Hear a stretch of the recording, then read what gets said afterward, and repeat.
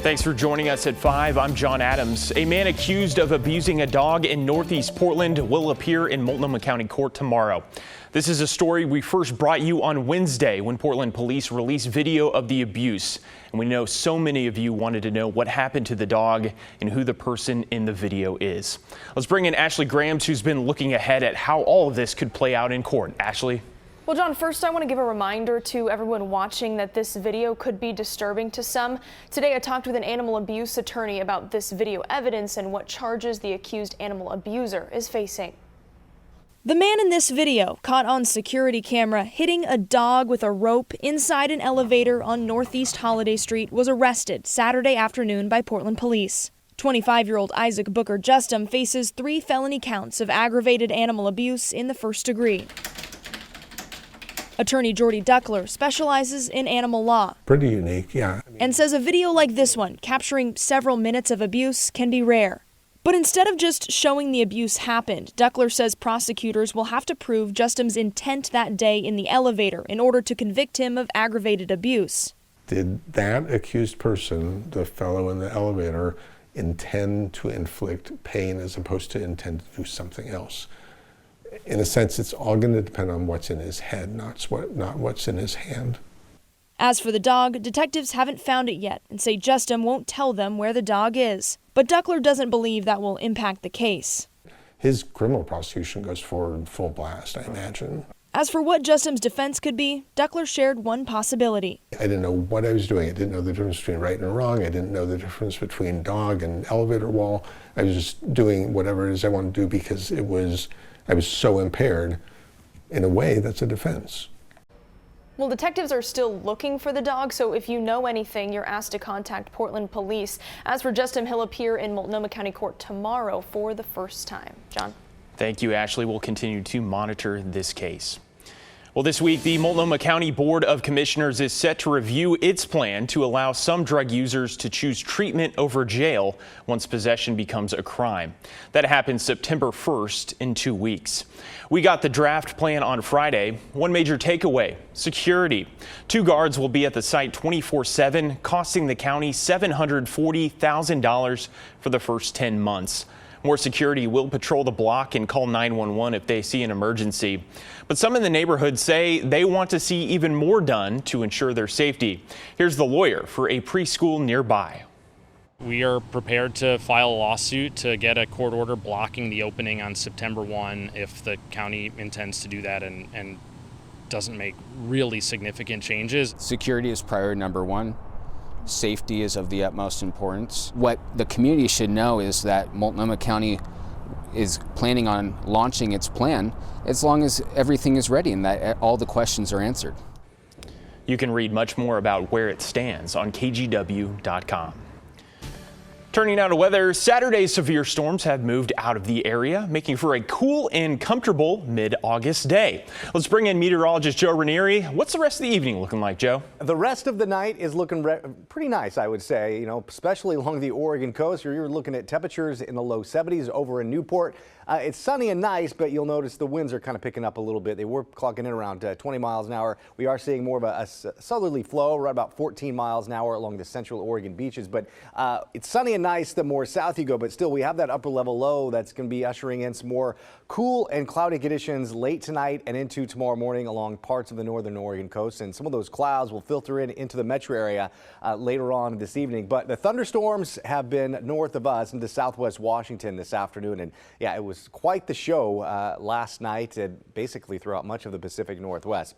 So as we bring in the future cast, this is going to show you the clouds rolling in tomorrow morning. They quickly kind of start to burn off by the later part of the afternoon, and you're going to be looking at mainly dry conditions here the next couple of days. Come Tuesday, we could be seeing a little bit more of an onshore flow that will be bringing in some light sprinkles and some light drizzle. But one thing you're going to notice is it's not going to be feeling much like mid-August weather over the next few days. Similar to last week's forecast is basically what's in store over the next few days. I'll talk more about that in just a few minutes. All right, Joe, thank you. West of Portland in Forest Grove, firefighters continue to monitor two small lightning-caused fires near the city's watershed. Forest Grove Fire and Rescue said before last night's rain rolled in, they completely lined one fire and got the second one 90% lined. Today, they'll mop up some hot spots and patrol forests for any new starts. Both fires are still about 1/8 of an acre in size. Portland police continue to investigate a deadly shooting in Northeast Portland. This happened near the intersection of Northeast 104th and Wasco. Police say around 2:45 this morning, they responded to a call about a person that was shot. When officers arrived, they found a woman dead. So far, no one has been arrested or detained. The victim's identity will be released after a medical examiner confirms the cause of death and family members are notified. Portland police are trying to learn more about a shooting incident early this morning that left 2 people hurt. They say it appeared to happen after a fight inside a business off of Northeast Sandy and 47th Avenue sometime before 2 this morning.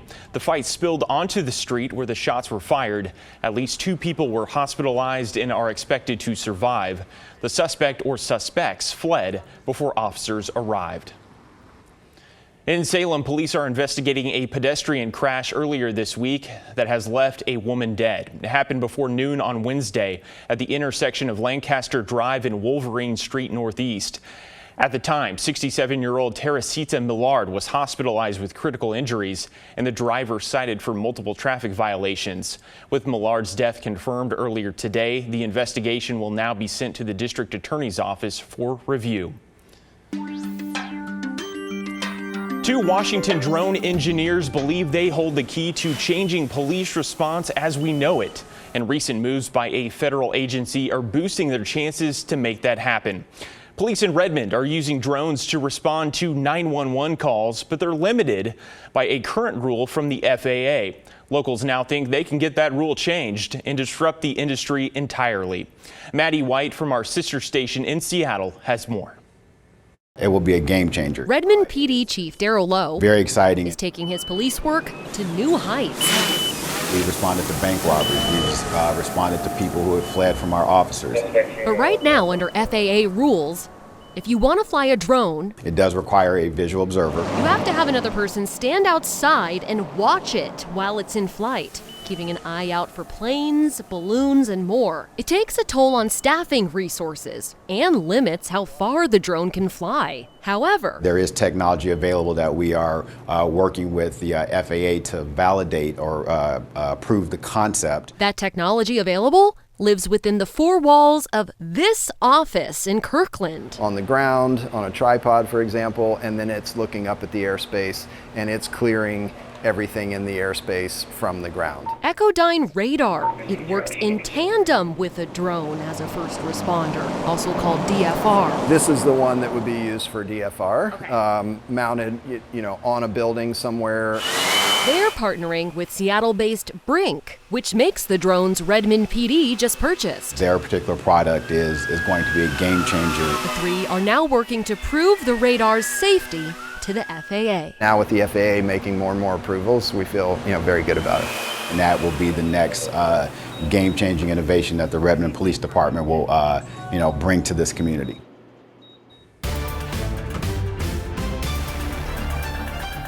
In just one day, eyes from around the world will focus on the city of Chicago for the Democratic National Convention.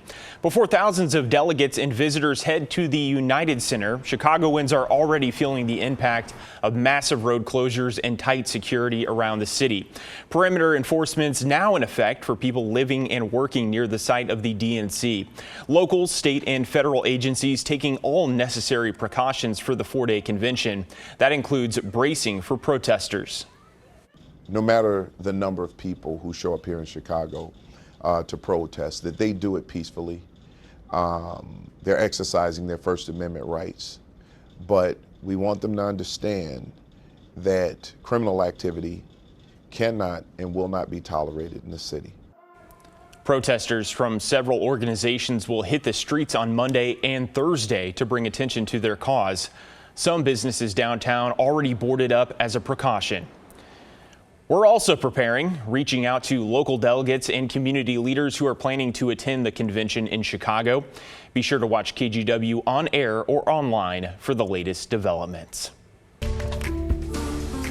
This weekend saw the end of maybe one of the brightest celebrations in the area. East of Vancouver in Brush Prairie, O'Keefe Farms held its 5th annual Sunflower Festival. On top of a large sunflower maze, there were vendors, live music, activities, plus dozens of different types of sunflowers to enjoy. The owner tells us it's come a long way in the past 5 years. We started out with just, a few hundred square feet of sunflowers and people coming out and just having something to do during COVID, to where now we have over 2 acres, 69 different varieties this year, more vendors than we've ever had, and more people than we've ever had coming here. It's just been a huge success for us. He also says they're planning other kinds of events to bring people out to the farm more often.